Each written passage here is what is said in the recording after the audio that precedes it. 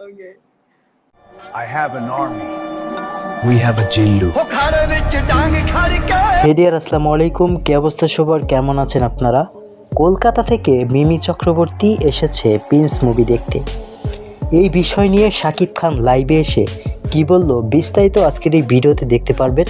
এবং শাকিব খানের Prince movie ঈদের চতুর্থ দিনে কত কোটি টাকা ইনকাম করেছে একদম লাইভ প্রুফ, বক্স অফিস থেকে যে নিউজটা এসেছে একদম লাইভ প্রুফ দেখতে পারবেন। সবাই চ্যানেলটি সাবস্ক্রাইব করবেন।